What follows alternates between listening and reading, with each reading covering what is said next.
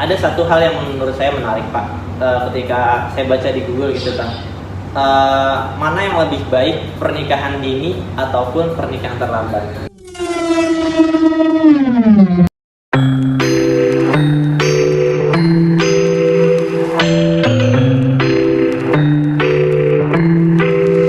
3, 2, 1.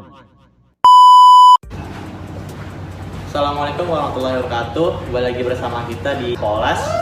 Perkenalkan, nama saya Muhammad Fadil dan kali ini kita sudah ditemani oleh narasumber kita, Bapak Sofyan Zuhri SHI. Beliau selaku penghulu KUA Kecamatan Pesanggerahan ya Pak. Bagaimana Pak Sofyan kabarnya? Alhamdulillah. Podcast kali ini kita akan membahas tema tentang keluarga sehat sebagai kunci keharmonisan keluarga Pak.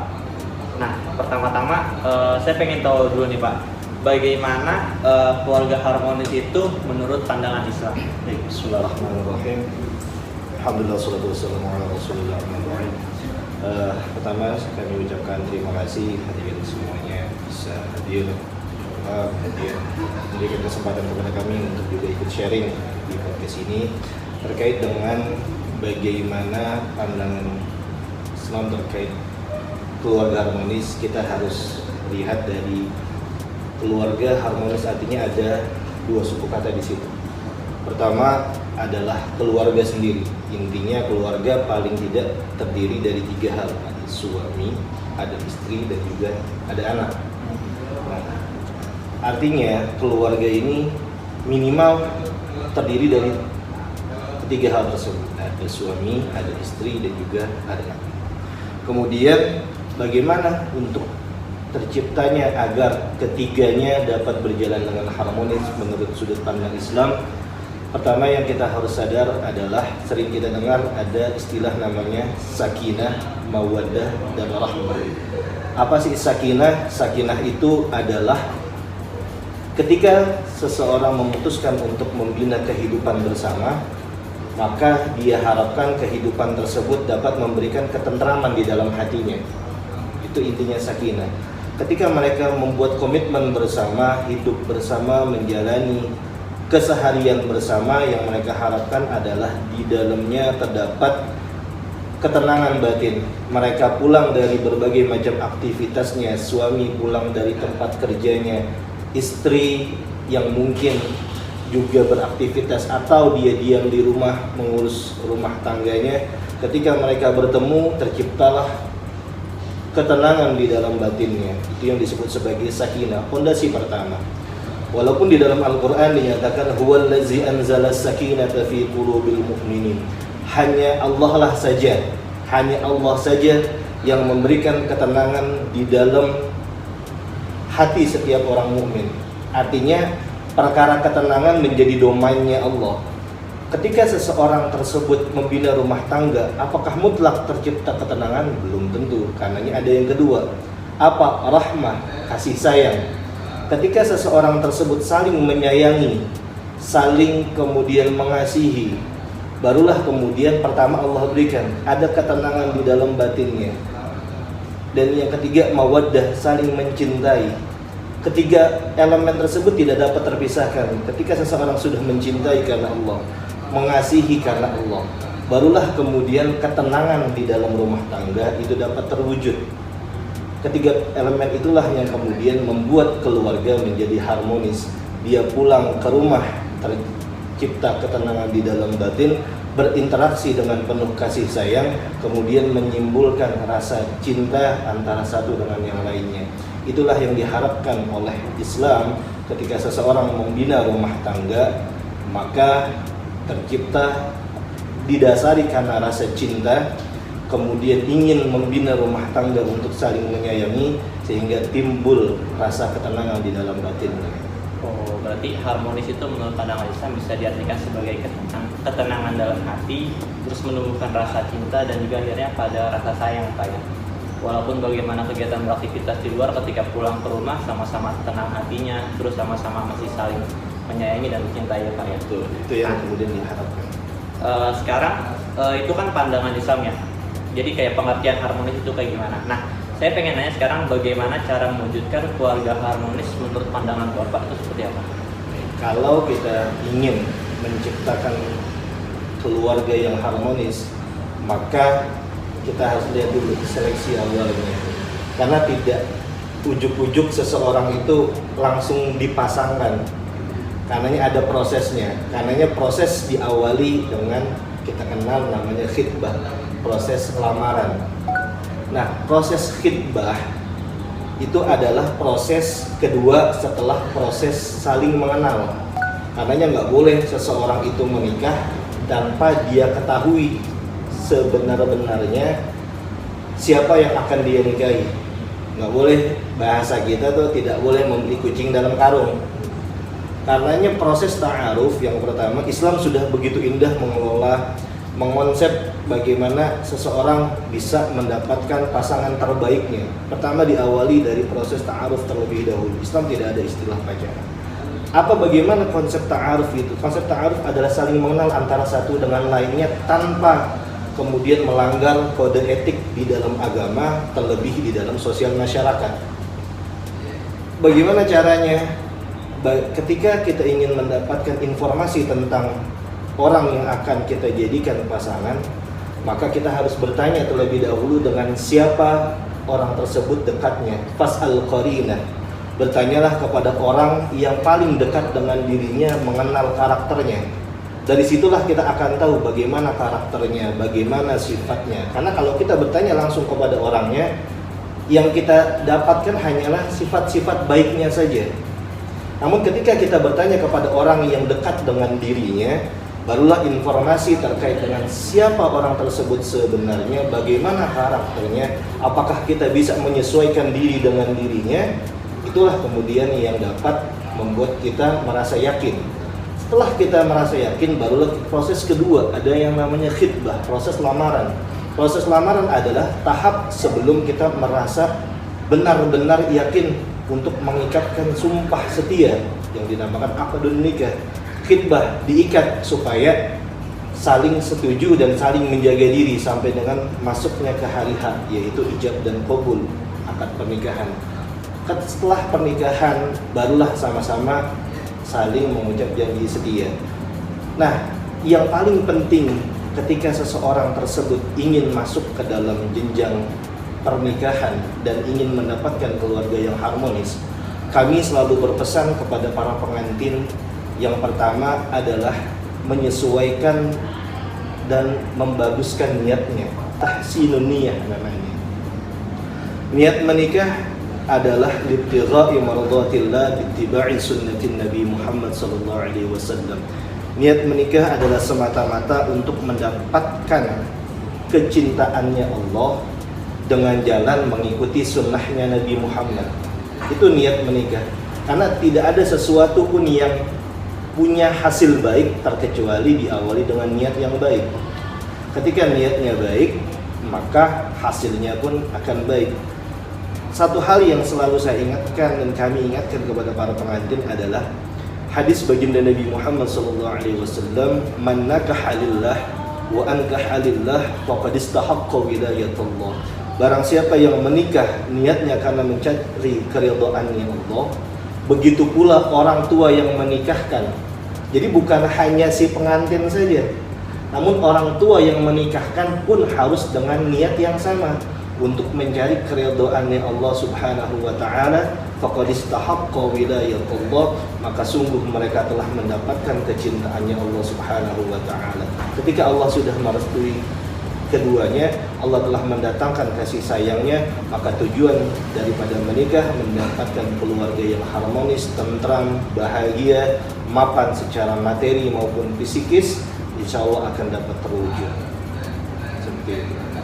Nah, sekarang saya pengen tahu nih Pak, apakah keluarga sehat itu sudah pasti harmonis? Nah, tapi tanda kutip sehatnya itu sehatnya sehat jasmani dan rohani. Nah, apakah ketika pasangan itu atau calon pengantin itu dia sehat jasmaninya sehat, fisiknya sehat, terus rohaninya batinnya sehat juga, apakah itu sudah pasti itu membuat keluarganya ke depannya menjadi harmonis, ataukah sebaliknya Pak?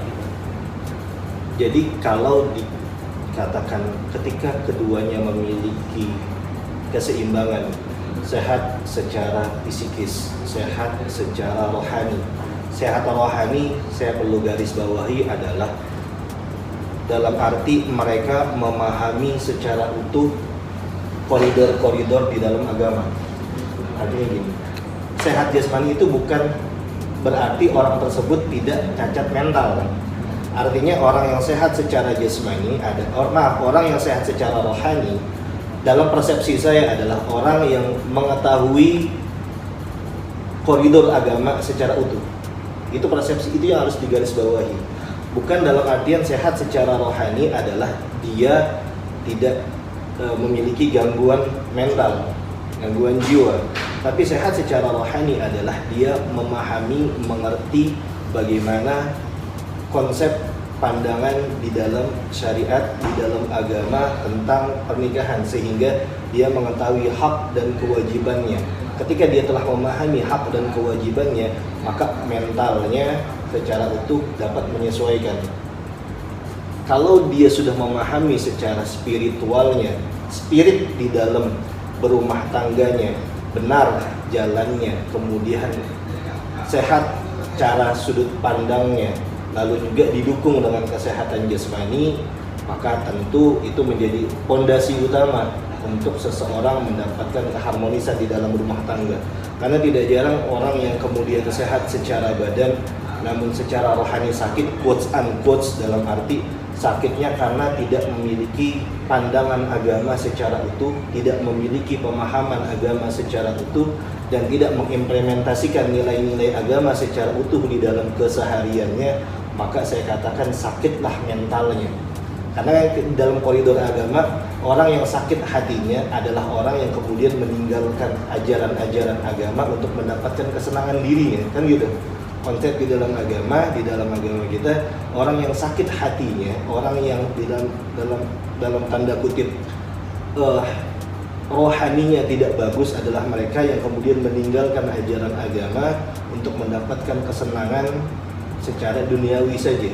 Ketika keduanya bisa terwujud, sehat secara jasmani artinya dia mampu untuk mendapatkan ma'isyah, kehidupan di dalam keluarganya, begitu pula dia juga mampu untuk menerapkan nilai-nilai agama di dalam kesehariannya, maka fondasi rumah tangga sudah dia bangun secara kokoh. Jadi dalam artinya itu sehat rohaninya juga cuma bukan fisiknya dan mentalnya sehat saja, tapi dia mampu mengimplementasikan apa yang diajarkan di agama dalam kehidupannya gitu ya Pak ya.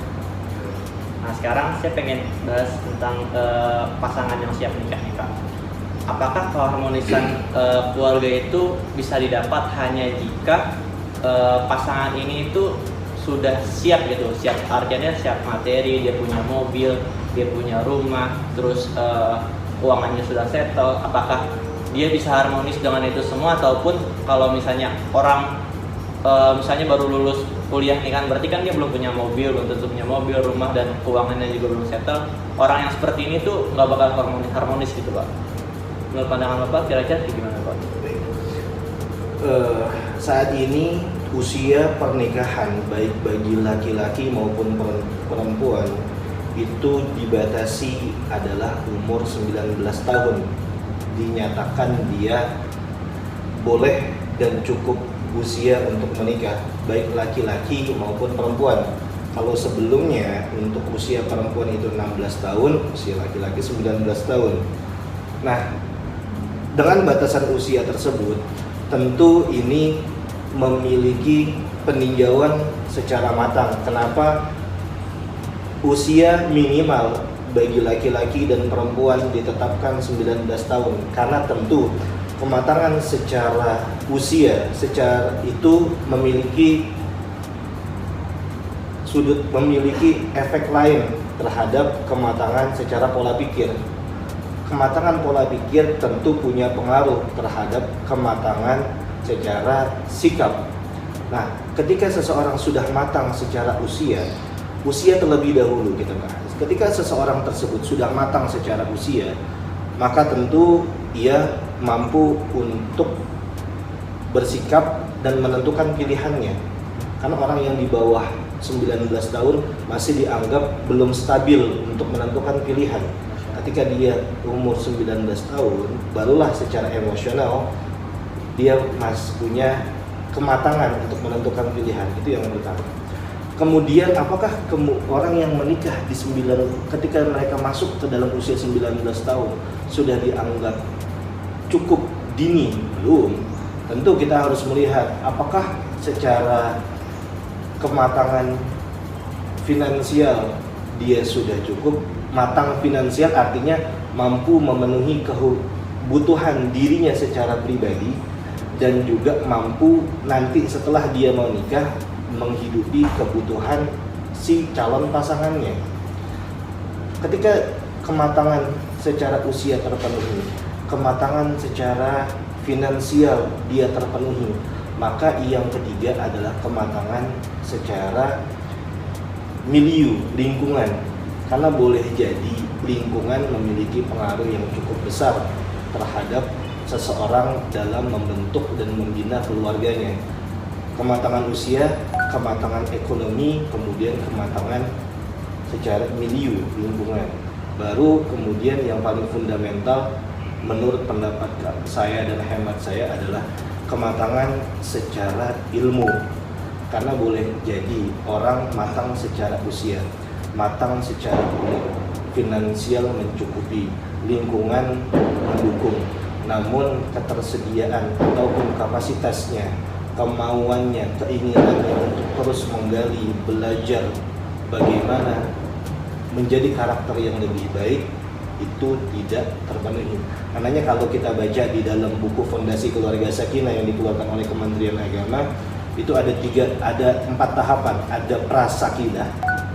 Prasakinah adalah orang yang menikah namun tidak memenuhi kualitas. Siapa mereka yang menikah karena di bawah umur? Mereka menikah tapi pernikahannya tidak dianggap sah. Seperti itu keluarga prasakinah. Kemudian masuk sakinah pertama. Siapa sakinah pertama? Mereka adalah orang yang menikah sesuai dengan regulasi peraturan yang berlaku. Mereka menikah tercatat di kantor urusan agama bagi yang beragama muslim. Kemudian dia matang secara finansial, namun memang di dalam kehidupannya dia tidak menjalankan perintah-perintah agama secara utuh. Dia masih meninggalkan sholat, dia tidak menjalankan perintah puasa, dia tidak berzakat.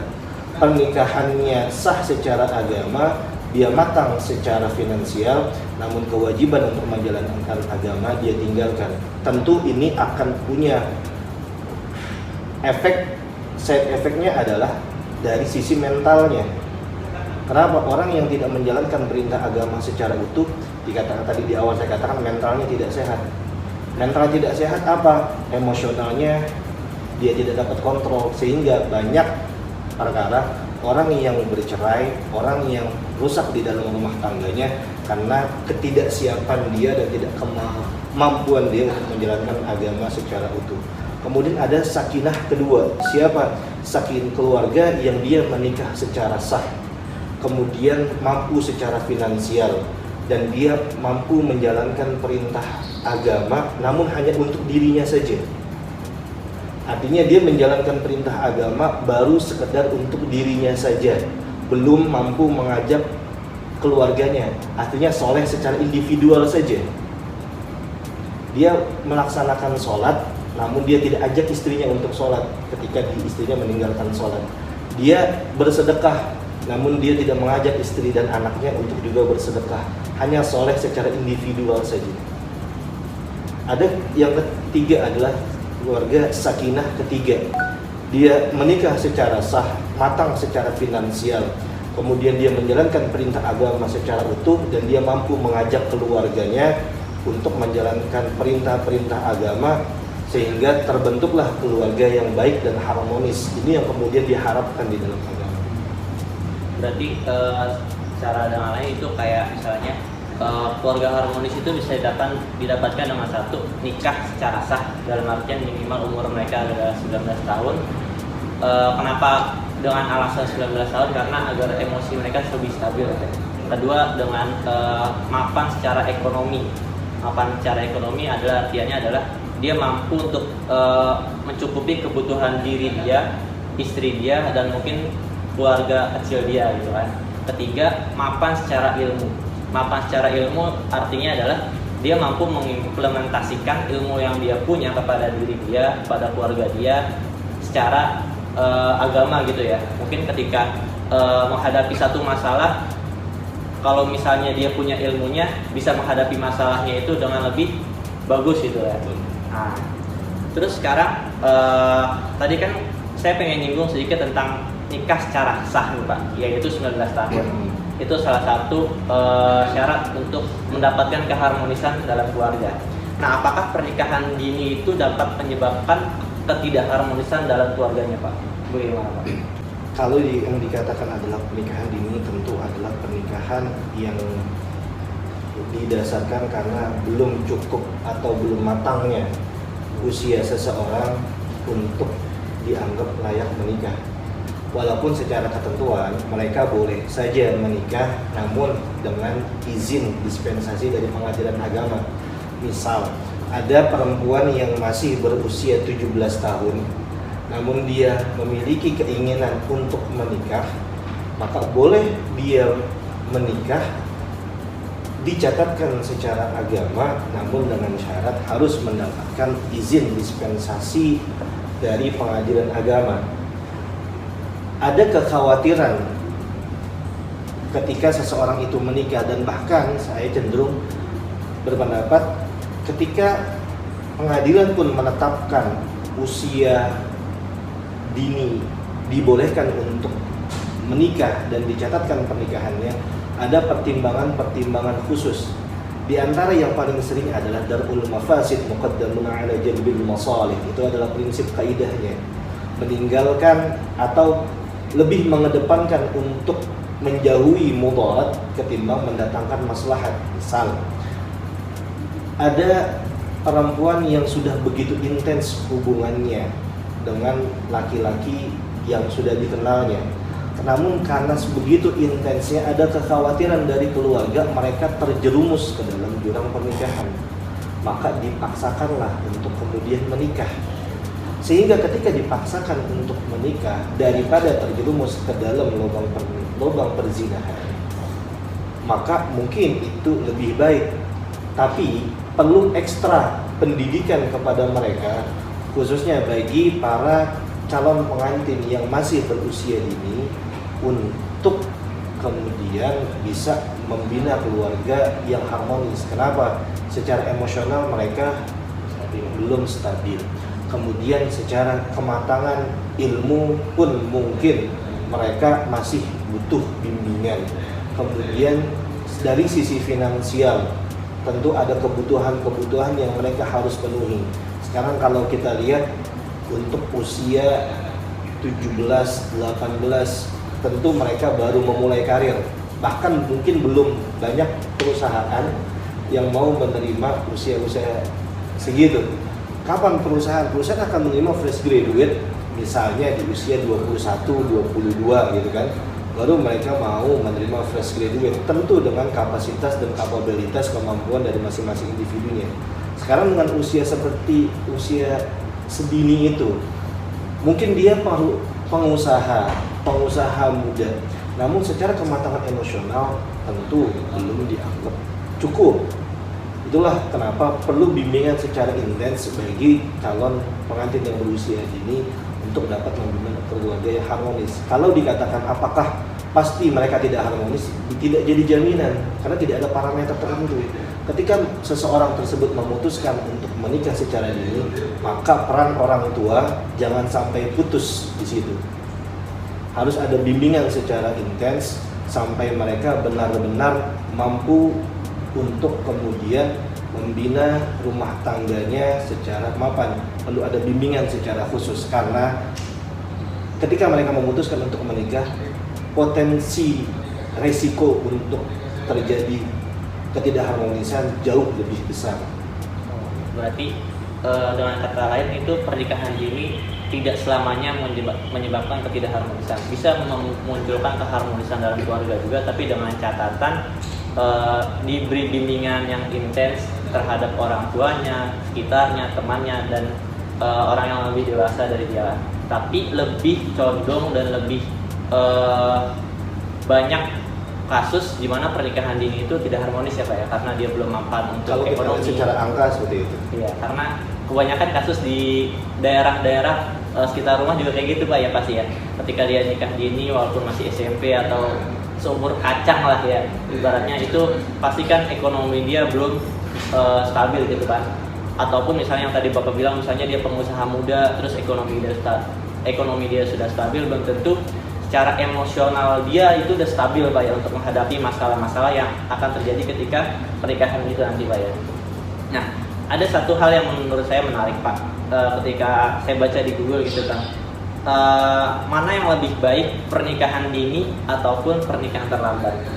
Pernikahan dini yang bisa dibilang di bawah 19 tahun, yang mungkin ekonomi, ilmu, dan emosi dia belum stabil. Nah, pernikahan terlambat ini misalnya usia dia sudah terlampau tua lah untuk menikah. Nah, mana yang lebih baik Pak? Ataupun kedua-duanya ini nggak baik gitu? Baik. Kalau kita bicara mana yang lebih baik, maka tentu menikah sebenarnya tidak ada terlalu dini, tidak ada terlambat sebenarnya menikah.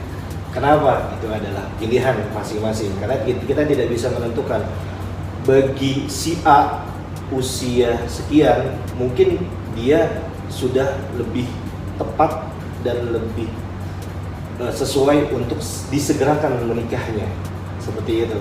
Namun untuk si B boleh jadi ketika dia menikah terlalu dini itu akan menyebabkan mudarat bagi dirinya. Justru ketika dia sudah mapan secara karir baru itu lebih baik.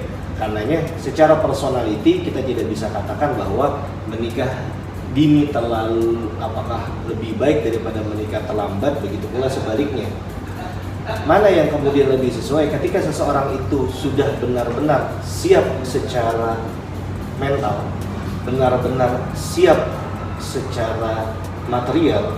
Karenanya di dalam hadis baginda Nabi dikatakan ya ma'syarasy syabab man istata'a minkumul ba'ah.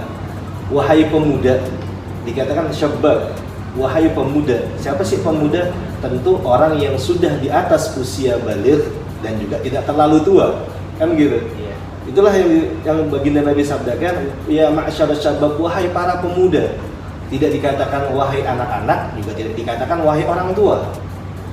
Siapa sih para pemuda? Kalau kita merujuk kepada para pemuda, tentu anak-anak, orang-orang yang kemudian dia sudah matang secara usia. Usia berapa? Usia kalau kita katakan di Indonesia usianya sudah masuk ke dalam 19 tahun dan tidak melebihi daripada 40 tahun. Kan syabab masih dikatakan pemuda. Itulah kemudian usia emas lah seseorang sudah dikatakan matang untuk menikah. Manis tato'a, masih ada kata kuncinya. Barang siapa yang telah mampu di antara kalian untuk menikah, falyatajawwaz, maka segera untuk menikah. Ba'ah itu dalam konteks pertama kalau kita merujuk ke dalam subul salam, satu, dia mampu untuk membeli mahar secara pribadi. Ya, mampu memberikan mahar bagi calon istrinya. Kemudian yang kedua, dia mampu mempergauli istrinya secara seksualitas, artinya tidak memiliki penyakit kelamin sehingga menghalangi dia untuk memberikan nafkah batin kepada istrinya. Barulah kemudian diperintahkan untuk menikah. Bukan orang yang kaya, bukan orang yang sudah benar-benar punya karir bagus, bukan orang yang kemudian punya usaha sudah settle, namun orang yang memiliki kemampuan untuk memberikan mahar bagi calon istrinya, kemudian dia mampu secara jasmani untuk mempergauli istrinya secara batin, seperti itu. Jadi mungkin sekarang nih closing statement Pak ya. Pesan Bapak itu untuk para catin atau calon pengantin yang akan segera menikah nih ya. Apa pesan Bapak agar pernikahan mereka itu harmonis dan tetap harmonis untuk kedepannya Pak? Bagaimana cara untuk menjaga keharmonisan itu dalam keluarga Pak? Yang pertama, kalau untuk bagi para rekan-rekan yang ingin melangsungkan pernikahan, yang pertama tentu pilihlah calon pasangan sesuai dengan koridor-koridor yang telah diajarkan di dalam syariat kita, di dalam ajaran agama. Apa? Tunkahul mar'ah li arba'in. Pilihlah wanita karena sebab empatnya. Dia baik secara keturunannya, dia baik secara finansialnya, kemudian dia baik secara rupanya, baru secara ininya sebagai masternya adalah pilihlah dia karena agamanya. Karena bagaimanapun juga ketika agama menjadi fondasi, maka tentu kebahagiaan, ketenangan dapat diraih. Pilihlah itu yang pertama. Kemudian yang kedua, baguskan niat, luruskan niat bahwa benar bahwa menikah itu adalah semata-mata tujuannya ingin mendatangkan kecintaannya Allah, keridhaannya Allah dengan jalan mengikuti sunnahnya Nabi Muhammad.